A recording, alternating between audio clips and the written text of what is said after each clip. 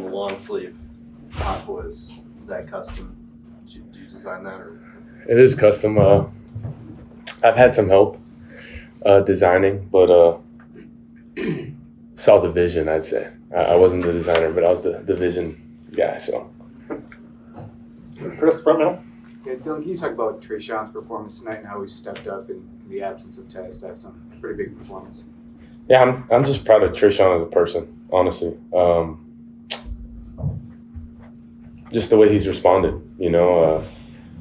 you see a kid that has learned a bunch, and has grown a bunch, but never stopped working, and the way he's practiced, even these past 2-3 weeks, it's different, and I respect him for it.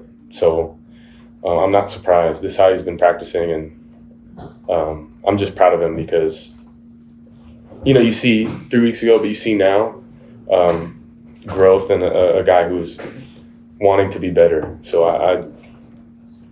I'm extremely proud of him. I've told him that, but got a bunch of belief in him as a player and a person. James, middle. Walk us through about the touchdown pass to Evan and putting it in the spot where only he can get it at there, and then on the touchdown run, just what you're seeing on that read.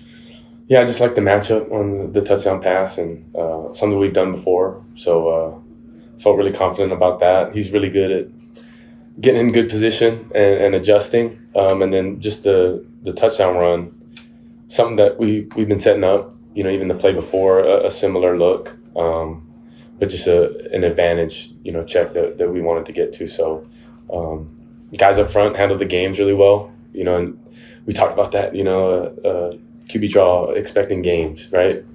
Handled it really well, and then Pancho moving up, getting that block to let me go crease it. So proud of those guys as well. Bill? Yes, please. Yes. Dillon, you talked about Trayshawn and where he is now. Mm-hmm. I'm wondering, what was it like 3 weeks ago after the incident against Ohio State? Did you guys need to have kind of some tough conversations with him as a team, and obviously seeing where he is tonight? Yeah. Can you kind of talk about where it started? Yeah, he knew he messed up, and he's not proud of it, right? And nor is anyone in life proud of certain things in their life that has happened. But, his was magnified on camera, in TV, or what people say, caught in 4K, right? But I just think a guy who owns it and shows it consistently, it's the weight room, the practice field, the meeting room, as a person. Like, you see a person who's disappointed and, struggled a little bit early on, but then you just see him continue to chop away. And I think that goes to show just a guy who wants it, and I respect that. I don't know. You just look at a guy that week, and then you look at him now, like he's worked his butt off to get to this point. Like I love it for him. I do. I appreciate him, and I'm proud of him. I told him that, but more importantly, like, I want people to know that there's before and after, there's growth, and if you've seen our team as a team, we've continued to grow each week, but he's like a direct, example of that. So I don't want to let that go by. Front middle, Chris. Yeah, just the environment. I think this was the largest crowd Oregon has ever played in front of. And, can you just summarize what it was like to come in here and play this game? It was fun. It's not hard getting ready for these kind of games. You knew what you were coming into. Michigan's a historic program, have been really good for a long time, and the record really doesn't go to show how good that team is. They've played a bunch of close ones and could live on the other side of it, and you never know. But defensively, they're really good up front, and have been a dominant defense. So we knew we had our hands full, but we were excited for the opportunity. We knew, what we were walking into. Maybe not exactly what we were walking into, but the opportunity at hand. So On the left, Brady. There was a lot moving around tonight, different formations, different personnel in and out there, and yet the offense was productive, didn't turn the ball over.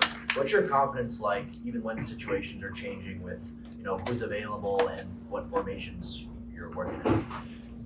I think it goes to show when we go back to January, and I don't want to be a broken record, but we do a bunch of these mixed teams. That's O-line, like tight ends, receiver, any combo you could put on paper, I've probably gone with. and that's in walkthroughs, that's in player-led practices, that's in spring ball, all the way up until fall camp, maybe in the beginning half.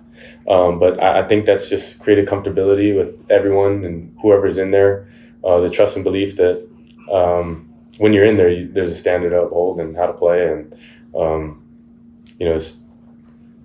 you go to show, you look at all these guys, T-Fer didn't necessarily play like last week, and, Trey shows up. It's just a bunch of guys touch the football and we trust them. And that's from January. So On the left, Austin. I think it's been almost a decade since a team beat Michigan and Ohio State in the same season. To do that in your first year in the Big Ten, what does that mean? I don't know. I feel like, history doesn't necessarily, kind of go with what we want to do.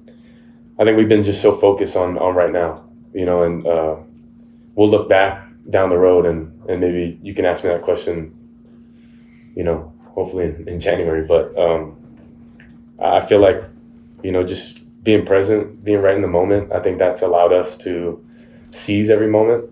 Very easy to say, but hard to do, and these seasons get long, but I just, appreciate how we've been able to stay fresh, stay present, keep getting better every week. And that focus has allowed us to do, that as well. So I don't want to shy away from that question, but, I think us focusing on the now has allowed us to do what, we've done. The last question here, Ryan. Obviously, Tez goes down early in this game. What can you just say about the connection that you built with him and what it was like for you to obviously see that? Yeah, in the drive, I didn't necessarily know what was going on, but once I got to the sideline, I kind of got wind of it. So I hate it for him because I love the competitor he is. He's a guy that loves the game and is vocal about his passion and he loves the game of football. So it's hard and you hate it for him, just how I hated it for Ferg and hearing that. But Ferg came back and he played his butt off and contributed. So I know Tez will do the same, and I love him just because of the person he is.